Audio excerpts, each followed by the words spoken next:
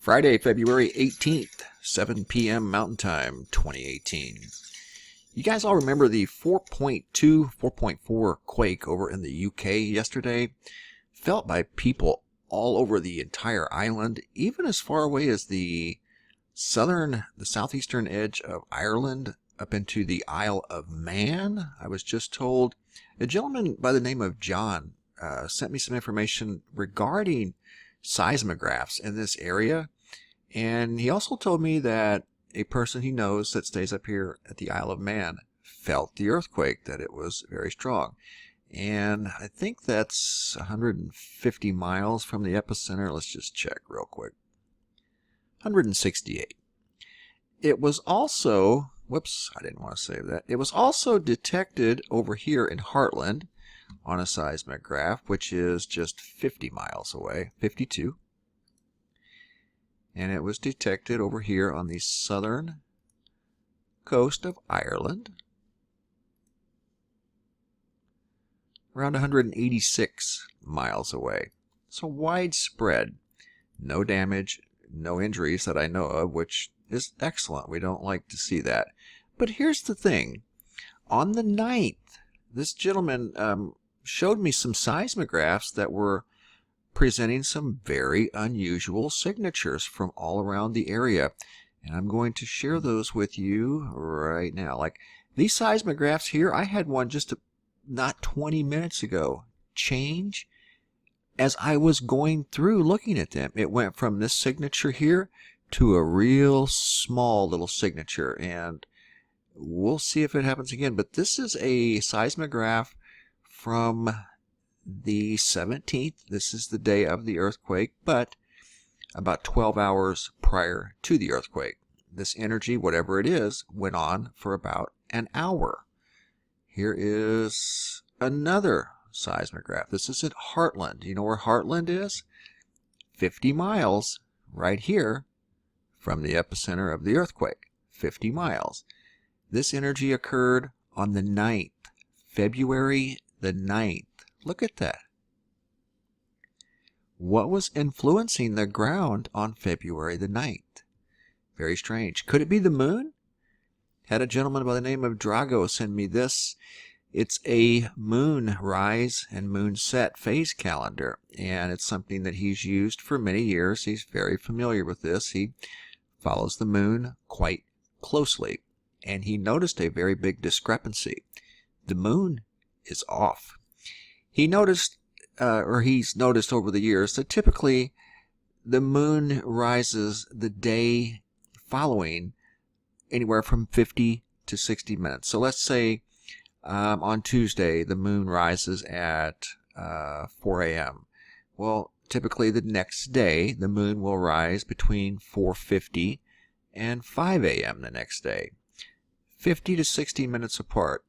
What we're seeing now, or what he noticed, was a 73-minute jump right here from the 27th to the 28th. 73 minutes. And it's normally between 50 and 60. And there's also I think it was today, there was another anomaly that he pointed out here on this timeanddate.com. It's the moon phase calendar, rises and set times. It was a 30-minute. It went from 73 minutes to 30 minutes on the following day. So the cycle of the moon seems to be off, and that's according to this chart here. And I'm going to research that a little bit further. But the reason I point that out now is because could that be disrupting seismographs and the ground in certain ways? And I want to show you something else. The reason I bring that up, I was looking at the coast of the UK. Look at this. Look at that. Where's the water? What influences the tides? That's like an extreme low tide. The water's gone. What influences the tide? The moon. What if the moon's off? Then the tides are going to be off, right? Kind of makes a little bit of sense, doesn't it? But it's like that all the way around in different places. I mean, look at that. I mean, that's extreme low tide. So if the moon is acting differently, then the tides are going to act differently. It's just common logic, I would think. But anyway, back to the seismographs. Some of these things are changing right as I have been researching them. Like this one here had a big spike on it, and now it's clean slate. Nothing there. Here's the big spike. That's what it has looked like since yesterday. And you can see some energy just prior to the earthquake. This was in the 10 o'clock hour, 11 o'clock hour, 12 o'clock hour. It kind of subsided. And then around 14, just a little past 14:30, 4.2. Let me show you some more energy signatures, and these are scattered all over the UK and South Wales. Here is yet another one. This one's near Stroud. This is about 50 miles, I think, from the epicenter. Let's look. Epicenter was here.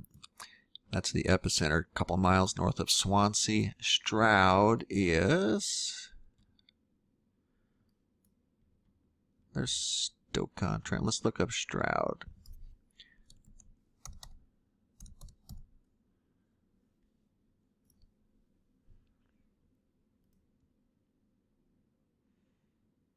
Oh, it's even closer than I thought. Okay.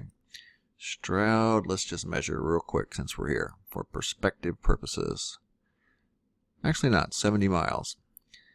So there was a lot of activity in the ground. Not a lot. I just don't know if people over there maybe felt this. This was in Heartland. This wasn't Stroud, but there was some energy. This is Stroud. That's a pretty big signature. Here's another one. Swanson. That's right at the epicenter. So that and Stroud look about the same. And it's 70 miles apart. And you can see these signatures here just prior to the earthquake. It looks like a vibration that occurs for, I don't know, about 5 hours. And then a couple hours later, the earthquake. Blank page. That's at Heartland. And there was energy all over that page. Stroud again. And you can see the energy just prior to the moderate quake. But still, it's a very unusual place for an earthquake.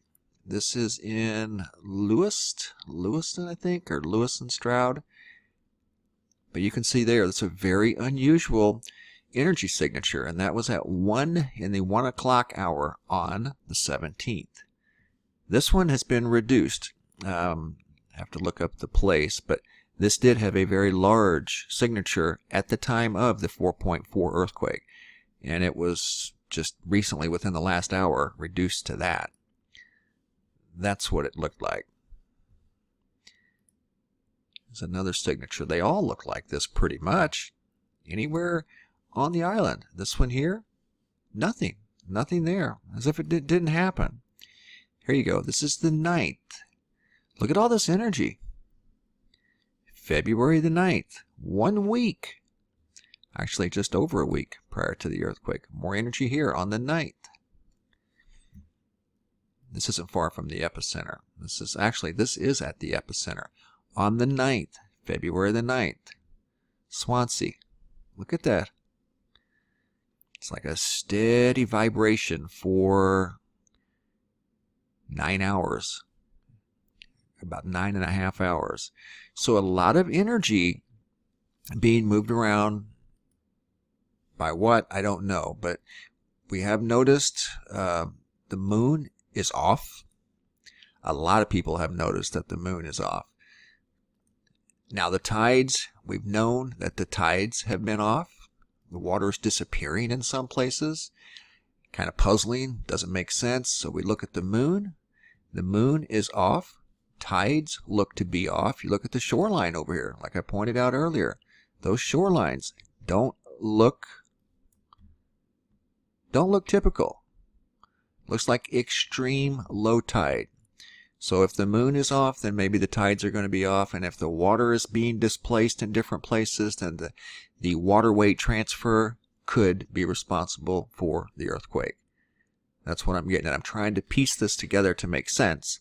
If the moon is off, that would be the architect for all of this, okay?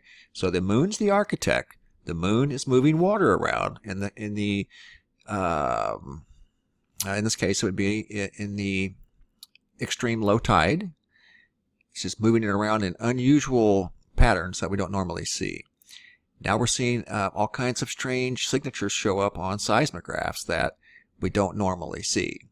And I'm talking about some signatures that, where's it at? This one here, that one's a blank, that one's been cleaned. Like this one here, this was near the epicenter. A lot of energy being moved around. So is it the moon? Maybe the moon and the water causing extreme low tide in some cases. We're seeing extreme high tide in some places. If the moon is off, the moon is the maestro for the tides. So if the moon is marching to the beat of a different drummer, then so is the energy in the ground, so are the tides, and maybe that's what caused the earthquake. Just trying to think outside the box here and make a little sense of why there was a 4.4 earthquake in the UK. That's a pretty big deal. So we're keeping an eye on the moon, going to look into that more, but this gentleman that shared this with me is an avid moon watcher and is very familiar with the cycles of the moon. And notice that right away. A 73-minute exchange from day to day is not something he said he's ever seen. So anyway, guys, big heads up. Thanks for watching, and as always, be safe out there.